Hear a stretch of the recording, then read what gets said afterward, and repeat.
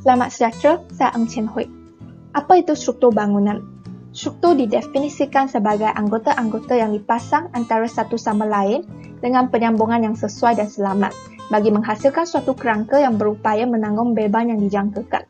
Komponen struktur sesebuah bangunan haruslah disambung dan dijaga dengan baik agar tiada kecacatan atau kemalangan yang berlaku. Komponen bangunan yang prima ialah papak, dinding, bumbung, rasuk, tiang, tangga, bumbung dan asas.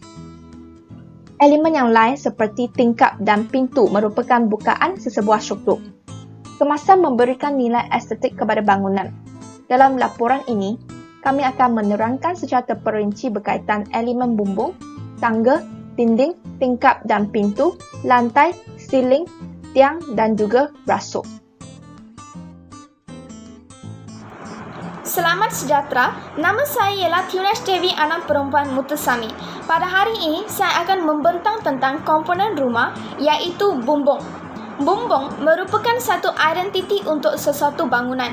Pembinaan bumbung hendaklah mengambil kira keperluan dan fungsi seperti kestabilan, kekuatan, ketahan lasakan, rintangan cuaca, rintangan terhadap pembakaran, sifat penebat haba dan juga estetik bentuk bangunan.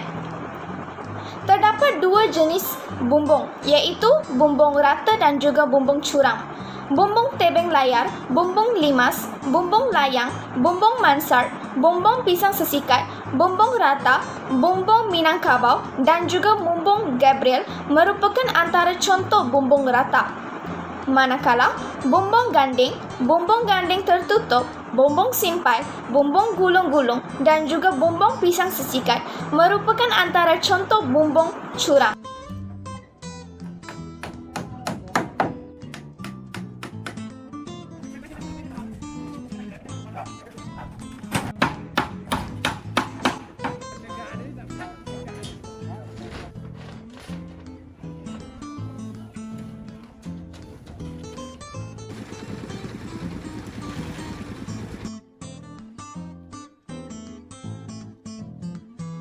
Bumbung yang telah dipilih dalam pembinaan rumah teres yang terletak di Selangor ialah bumbung tebing layar. Antara alatan atau peralatan yang digunakan adalah tukul, pemutar skru, pisau bumbung, gunting bumbung, spatula, pita pengukur, pita pembinaan, penanda, satu set skru dan juga buih poliuterena. Terdapat kebaikan dan juga keburukan penggunaan bumbung tebing layar. Antara kebaikannya adalah kecurunan jenis bumbung ini mampu mengalirkan air hujan dengan baik. Seterusnya, penggunaan bumbung jenis ini lebih senang, lebih ekonomi, lebih sesuai digunakan untuk semua jenis struktur. Kebaikan yang seterusnya ialah pelbagai jenis bahan boleh digunakan untuk bumbung tebing layar. Antaranya adalah terakota, jubin konkrit dan juga logam. Kebaikan yang seterusnya ialah kita tidak perlu risau terhadap kekerapan kerja pembaikan dan penyelenggaraan berbanding jenis bumbung yang lain. Antara keburukan bumbung tebing layar ialah kos pembinaannya yang tinggi. Seterusnya, walaupun kerja penyelenggaraan bumbung, jenis ini memerlukan kekerapan yang optimum apabila berlaku kerosakan terhadap mana-mana bahagian bumbung tersebut, ianya memerlukan kerja pembaikan dan penyelenggaraan yang lebih mahal. Keburukan yang seterusnya ialah kecurunan bumbung ini juga menyukarkan kerja penambahbaikan, kebersihan dan juga pemeriksaan. Akhir sekali, pemilihan penutup bumbung yang diperbuat daripada zinc atau metal boleh mendorong kepada masalah bunyi serta memberikan ketidakselesaan kepada sesetengah pengguna. Komponen rumah yang seterusnya ialah tangga. Apakah itu tangga? Tangga merupakan satu siri binaan anak tangga pada bangunan yang menghubungkan satu aras lantai ke aras lantai yang lain. Terdapat tiga jenis komponen tangga, iaitu anak tangga, pelantar dan juga susur tangan. Pilihan jenis tangga yang sesuai bergantung kepada beberapa faktor. Antaranya ialah kegunaan tangga, ruang bukaan bagi tangga yang dibina, ukuran naik dan curam yang dikehendaki, reka bentuk yang paling berkesan dan juga ekonomi. Terdapat 4 jenis tangga yang biasa digunakan. Antaranya ialah tangga larian lurus, tangga suku pusingan, tangga separuh pusingan dan juga tangga geometrik. Rumah atau bangunan yang telah dipilih adalah rumah teres yang terletak di Selangor. Tangga yang telah dipilih ialah tangga suku pusingan.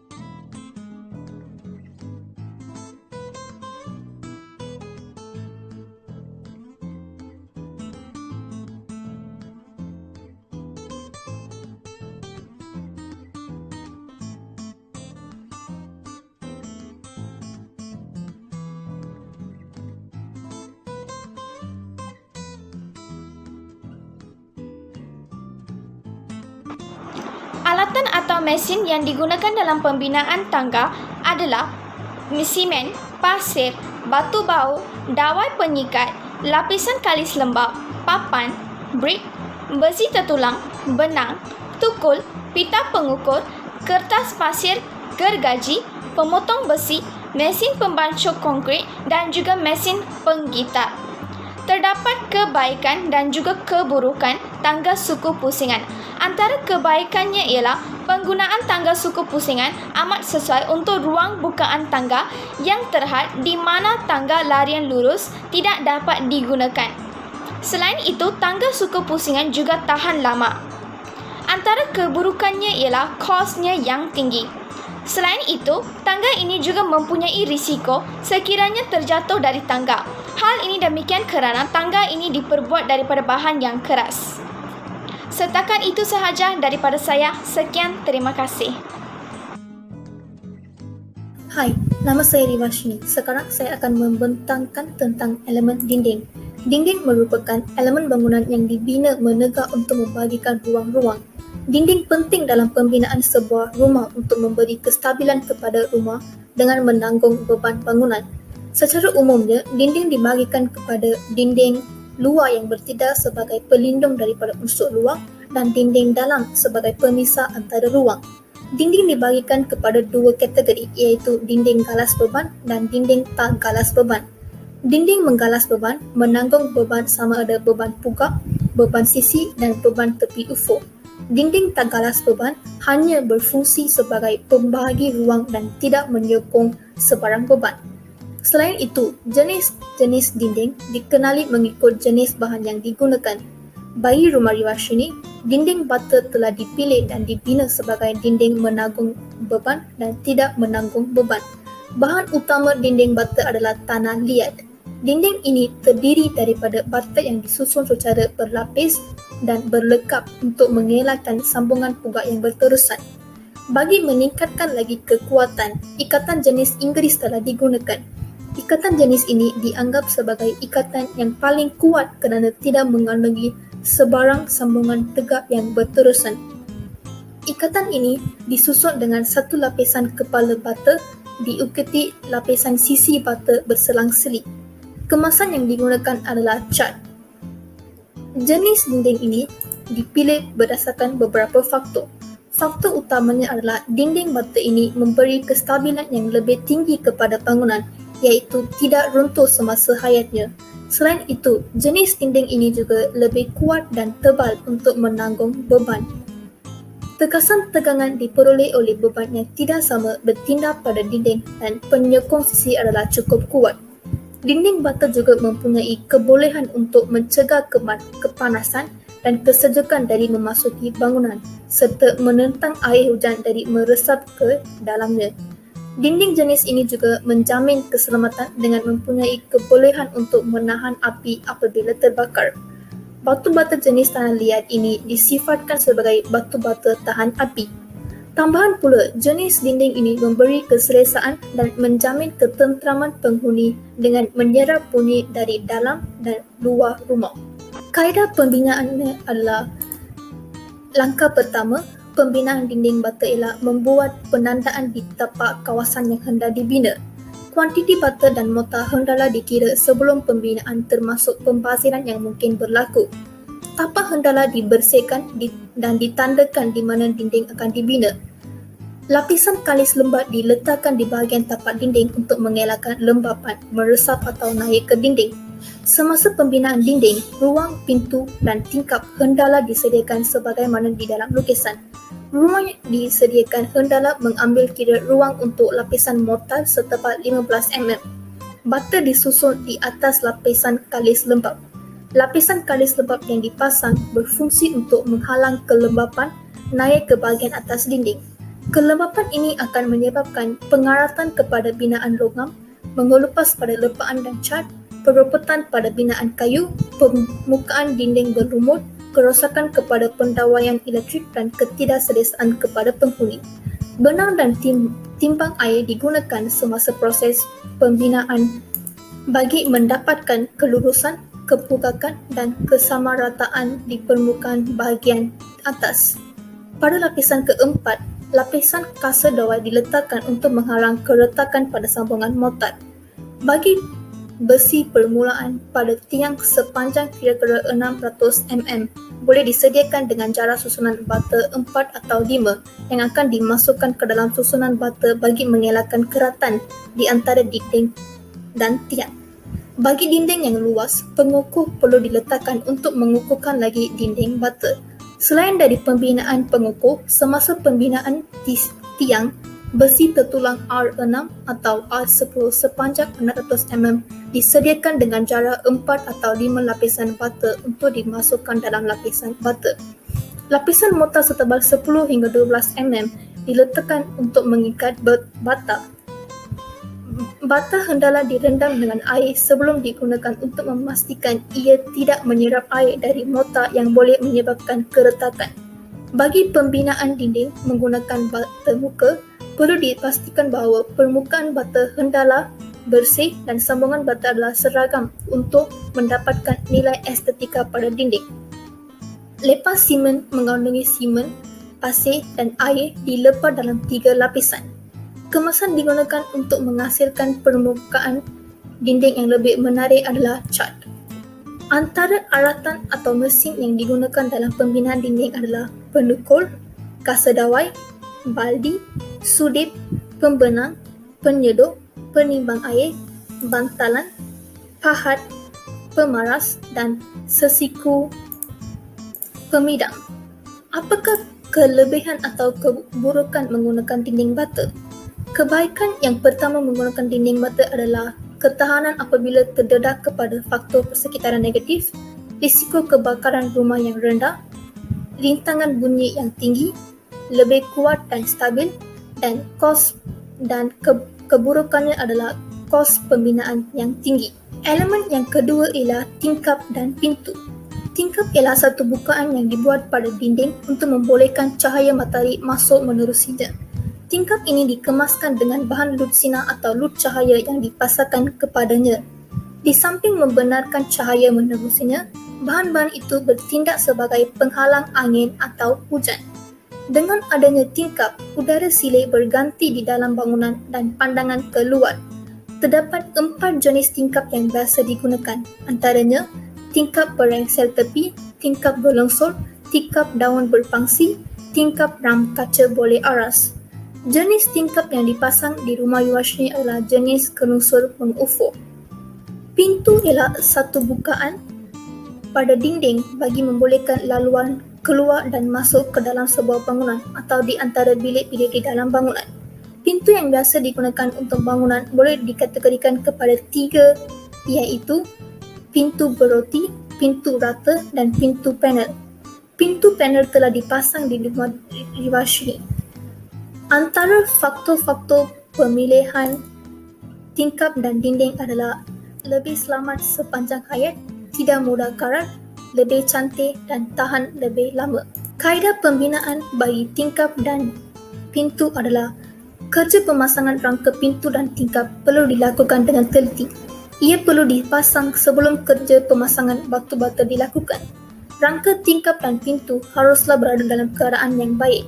Semasa kerja pemasangan dilakukan, ia haruslah dipastikan supaya berada dalam keadaan yang pugak.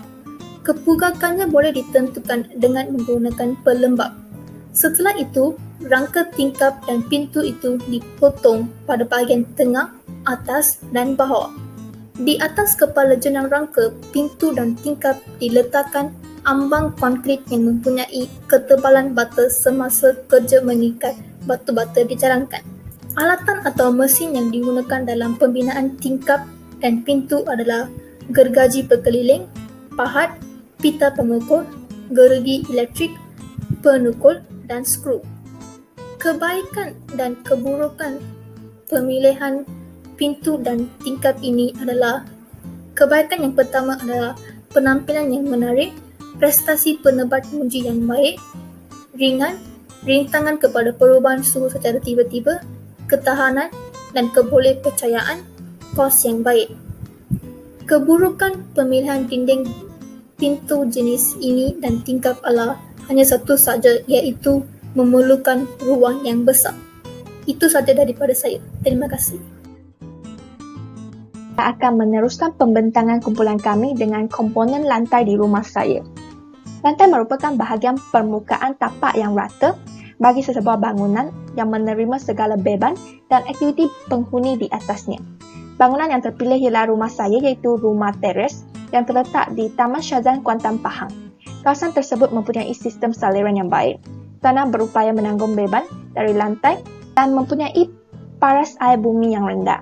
Justeru, lantai bawah padu, iaitu solid slab dengan kemasan jubin marmer dibina. Kaedah pembinaan lantai bawah padu ialah: yang pertama, lapisan asas, iaitu tanah tapak bangunan diratakan. Ia dilapis dengan batu sederhana kasar setebal 100 hingga 300 mm. Diteruskan dengan lapisan kedap, lapisan pasir yang diratakan di atas lapisan asas. Pasir berfungsi untuk menutup celah-celahan batuan asas dan lapisan ini akan diratakan untuk memudahkan kerja konkrit seterusnya.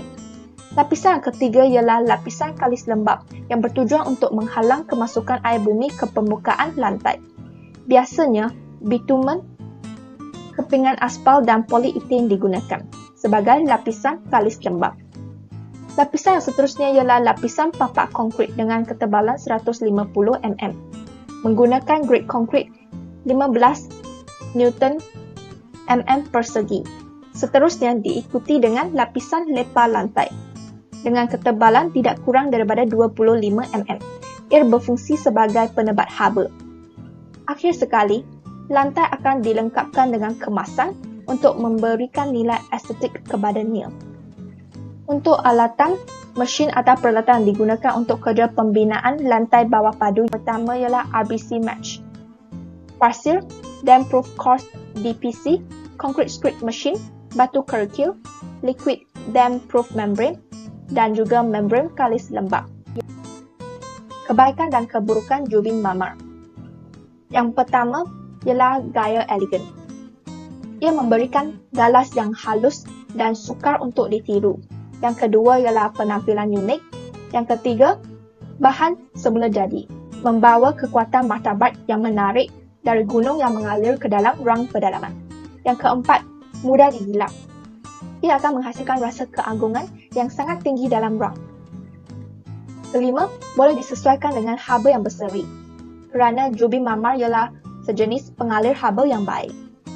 Manakala keburukannya ialah yang pertama, gores mudah tercelah dan dikikis. Yang kedua, bahan asid boleh noda. Jubin marmer akan mengalami perubahan warna apabila bersentuhan dengan bahan yang bersifat asid.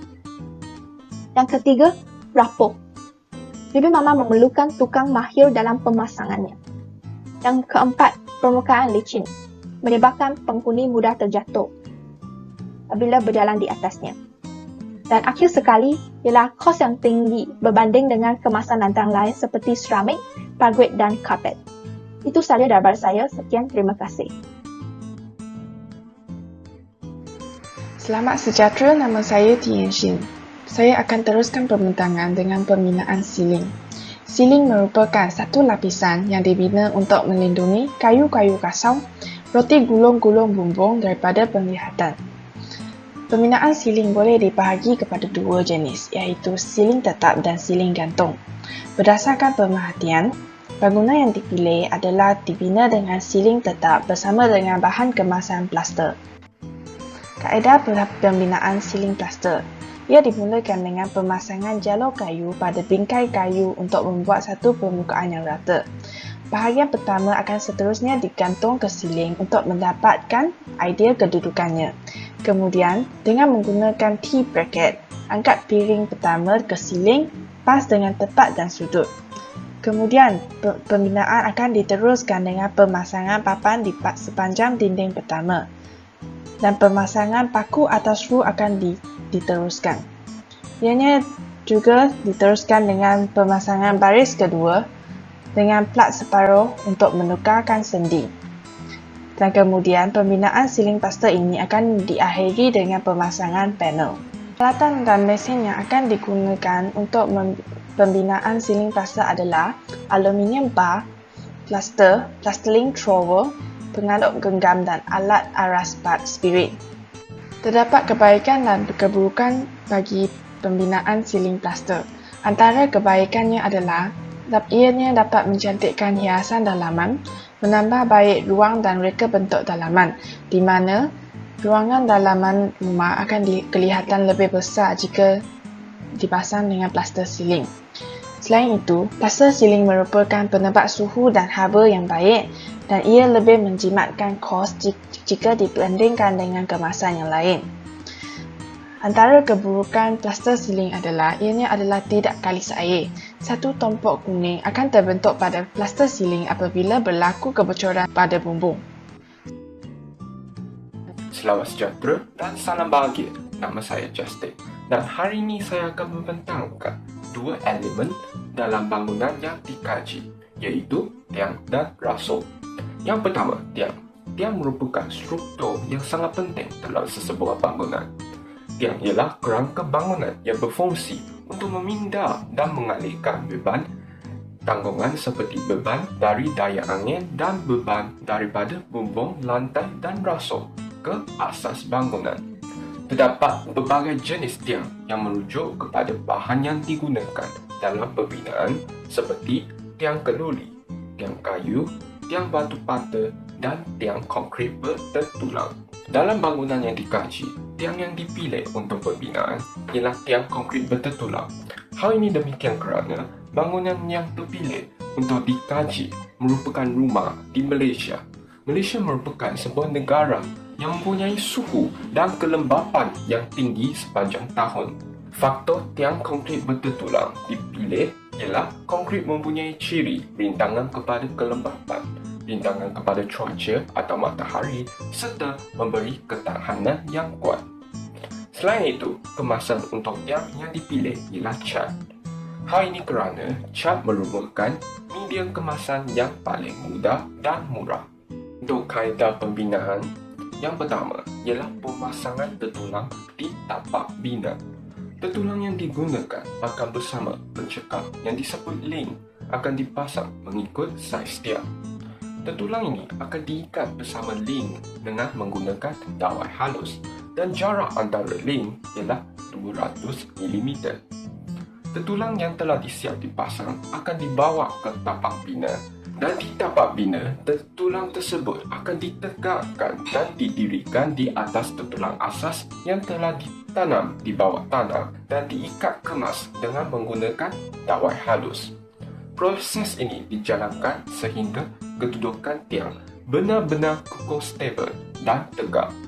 Untuk langkah seterusnya ialah pembinaan kotak bentuk untuk tiang. Kotak bentuk perlu dibina mengikut saiz dan ketinggian yang telah ditetapkan di dalam pelat. Setelah pemasang kotak bentuk, kerja penggarasan dijalankan bagi memastikan paras permukaan kotak bentuk adalah rata dan selaras. Permukaan papan lapis perlu disapu dengan minyak hitam supaya konkrit yang dimasukkan tidak melekat pada kotak bentuk tersebut. Setelah siap pembinaan kotak bentuk ialah pemasangan kotak bentuk untuk tiang.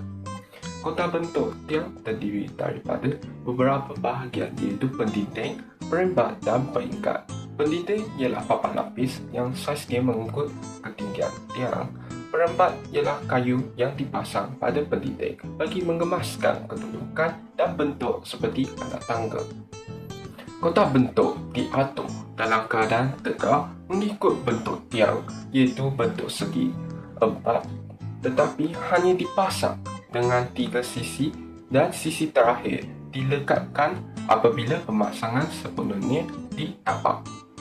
Setiap pendinding dilubangkan dengan lubang kecil untuk diikat dengan keluri rembut. Pemasangan kotak bentuk akan dikukuhkan lagi dengan tupang yang menahan kotak bentuk daripada runtuh semasa kerja-kerja menuang konkrit ke dalam kotak bentuk. Seterusnya ialah pelarasan kotak bentuk. Kotak bentuk yang perlu diselaraskan supaya berada dalam keadaan tetap 90 darjah setelah dipasang untuk mengelakkan daripada berlakunya kedudukan balap atau rasuk yang tidak selaras demi menjamin keselamatan penduduk rumah. Kerja pelarasan ini dilakukan dengan menggunakan tali pembenang yang diikat pada kayu, yang mana panjangnya sama dengan ketinggian kotak bentuk tiang pemberat diikat pada pembenang agar berada dalam keadaan tergantung.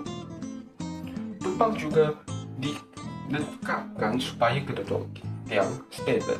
Kerja penyelarasan kotak bentuk dimulakan pada setiap bahagian penjuru bangunan dan diikuti pada bahagian tengah bangunan.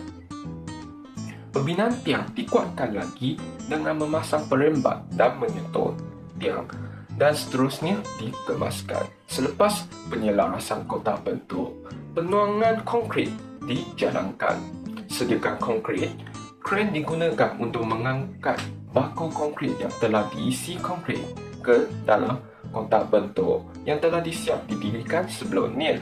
Untuk menuang konkrit, pekerja perlu menggunakan ranca untuk menaikkan ke bahagian atas untuk menuang konkrit tersebut. Mesin vibrator digunakan supaya tiada ruang udara terbentuk dan mengakibatkan honeycomb semasa proses penuangan dan menuang konkrit ke dalam kotak bentuk sehingga paras yang dihendaki. Selepas konkrit tiang mengeras dan kering sepenuhnya, kerja-kerja terakhir ialah kerja-kerja penanggalan kotak bentuk dijalankan. Kotak bentuk dibuka secara perlahan-lahan dan berhati-hati supaya binaan tiang tidak mengalami sebarang kecacatan dengan menggunakan penukul untuk mengketuk bahagian kotak bentuk. Mengetuk dari bahagian bawah kotak bentuk dan sehingga bahagian atas. Pastikan tertulang besi yang untuk mengikat batu bata tidak tertangkap. Sekiranya terdapat ruang udara, penambalan akan dibuat ke atas tiang. Untuk alatan dan mesin dalam pembinaan tiang ialah bidang ukur, paku, penukul, gergaji, penyodor, baudi, kotak bentuk untuk acuan tiang, mesin pengaur konkrit, mesin vibrator machine, kereta sorong, crane, tali pembenang, pemberat atau dinamakan pelumbu dan pengeleng cat, dan akhir sekali ialah kertas pasir. Akhir sekali ialah kebaikan dan kelemahan tiang konkrit bertertulang. Yang pertama ialah kebaikan. Kebaikannya ialah mempunyai tahan laksa yang baik, rintangan kepada kelembapan kerana dia tidak karat dan kalis air. Seterusnya ialah rintangan kepada kebakaran, tidak akan diserang oleh anak-anak seperti kayu, mempunyai kekuatan mampatan yang baik, lebih universal iaitu sesuai untuk kebanyakan keadaan dan situasi, dan lebih senang mencari bahan asalnya. Kelemahannya ialah kekuatan tenangan yang lemah kalau berbanding dengan bahan yang lain. Yang kedua ialah akan menyebabkan pencemaran konkrit. Elemen seterusnya ialah rasuk. Rasuk merupakan komponen struktur yang dibina secara melintang dan menanggung beban dan mengangkitkan beban tersebut ke tiang. Rasuk adalah elemen struktur yang menanggungkan beban sisi dari lantai serta beban binaan seperti beban bumbung dan dinding. Rasuk akan mengalami lenturan dan rincehan apabila beban dikenakan. Terdapat 4 jenis rasuk yang biasa digunakan di dalam pembinaan di Malaysia. Antaranya ialah rasuk utama, rasuk sekunder, rasuk pengikat dan rasuk tepi. Selain itu, terdapat beberapa reka bentuk rasuk seperti rasuk disokong muda, simply supported beam, rasuk selanja yang disokong sekurang-kurangnya pada 3 tempat, rasuk julur, rasuk yang diikat pada satu hujung sahaja, dan akhir sekali ialah rasuk hujung terikat, iaitu rasuk yang disokong terikat pada kedua-dua hujung dia. Kedudukan rasuk juga terdapat di beberapa bahagian bangunan yang kita dapat lihat dalam slide. Antaranya ialah rasuk bumi, rasuk tingkat atas, rasuk bumbung. Terdapat 3 jenis bahan binaan rasuk, ialah rasuk konkrit bertertulang, rasuk keluli dan rasuk kayu. Bagi bangunan yang dikaji, bahan rasuk yang terpilih ialah rasuk konkrit bertertulang. Rasuk konkrit bertertulang dipilih kerana konkrit mempunyai ciri rintangan kepada cuaca dan matahari serta rintangan kepada kelembapan yang dapat mencegah daripada karat. Rasuk konkrit juga memberi ketahanan yang kuat dan memastikan bangunan tidak mudah runtuh yang dapat menjamin keselamatan penduduk rumah. Di samping itu, kemasan untuk rasuk yang dipilih ialah cat seperti tiang. Hal ini kerana cat merupakan medium yang kemasan yang paling mudah dan murah. Untuk kaedah pembinaan rasuk, yang pertama ialah pembinaan kotak bentuk untuk rasuk. Kotak bentuk perlu dibina mengikut saiz dan ketinggian yang telah ditetapkan dalam pelang. Setelah pemasang kotak bentuk, kerja penggerasan dijalankan untuk memastikan paras permukaan kotak bentuk adalah rata dan selaras. Permukaan papan lapis perlu disapu dengan minyak hitam terlebih dahulu supaya konkrit yang dimasukkan tidak melekat pada kotak bentuk tersebut. Seterusnya ialah pemasangan kotak bentuk rasuk. Untuk rasuk bumbung, krok akan dipasang di atas penutup tiang terlebih dahulu pada setiap tiang untuk memastikan ketinggian tiang adalah sama antara satu sama lain dan juga melindungi tiang daripada pecah dan retak. Kerja-kerja pemasangan prop akan disertakan dengan kerja-kerja penumpangan menggunakan T-post atau peranca. T-post dibina daripada tiang ke tiang. Apa itu T-post? T-post ialah sokongan bentuk yang memelihara kedudukan dan sisi kotak bentuk tersebut. Seterusnya, kerja-kerja pemasangan rasuk bumbung dijalankan. Setelah pemasangan kotak bentuk rasuk, pemasangan tertulang dijalankan. Tertulang yang telah disiap dibentuk dan terikat dimasukkan ke dalam kotak bentuk tersebut. Block spacer akan dipasang sekali semasa pemasangan tertulang ke dalam kotak bentuk. Saiz tertulang yang digunakan untuk roof beam biasanya beza saiz dengan tertulang di ground beam. Setelah pemasangan tertulang ialah penuangan konkrit. Sediakan konkrit yang telah disiap dibancuk akan dimasukkan ke dalam kotak bentuk yang telah disiap dipasang tertulang. Mesin vibrator digunakan supaya tiada ruang udara terbentuk dan mengakibatkan honeycomb semasa proses penuangan dan menuang konkrit ke dalam kotak bentuk sehingga ke paras yang dihendaki. Permukaan konkrit hendaklah diratakan semasa penuangan. Selepas penuangan konkrit ialah pengawetan konkrit. Permukaan konkrit ditutup dengan bahan-bahan yang dibasahkan. Yang digunakan biasanya ialah beg kuning, jerami, habu kayu, pasir dan sebagainya. Dalam pembinaan ini, kita menggunakan beg guni. Dan akhir sekali ialah penanggalan kotak bentuk. Selepas konkrit tiang menggeras dan kering, kerja-kerja menanggalkan kotak bentuk dijalankan. Kotak bentuk dibuka secara perlahan-lahan dan berhati-hati supaya binaan tiang tidak mengalami sebarang kecacatan dengan menggunakan penukuh untuk menggetuk bahagian kotak bentuk. Untuk alatan dan mesin dalam pembinaan rasuk konkrit bertertulang ialah pita ukur, paku, penukur, gergaji, penyodor, baudi, kotak bentuk untuk rasuk, mesin pengaur konkrit, mesin vibrator, kereta sorong, beg guni dan pengelek cat dan air sekali ialah kertas pasir. Untuk kebaikan dan kelemahan, kebaikan rasuk konkrit bertulang ialah mempunyai ketahanan lasak yang baik. Rintangan kepada kelembapan iaitu tidak karat dan kalis air. Rintangan kepada kebakaran, tidak diserang oleh anak-anak, mempunyai kekuatan mampatan yang baik. Dan seterusnya ialah kelemahan dia, ialah kekuatan tenggangan yang lemah serta menyebabkan pencemaran konkrit. Sekian daripada saya. Terima kasih. Sebagai kesimpulan, setiap komponen struktur mempunyai fungsi masing-masing untuk menghasilkan satu bangunan yang berkualiti dan lengkap. Setiap bangunan wajib mempunyai struktur tiang, rasuk, lantai, siling, dinding dan bumbung.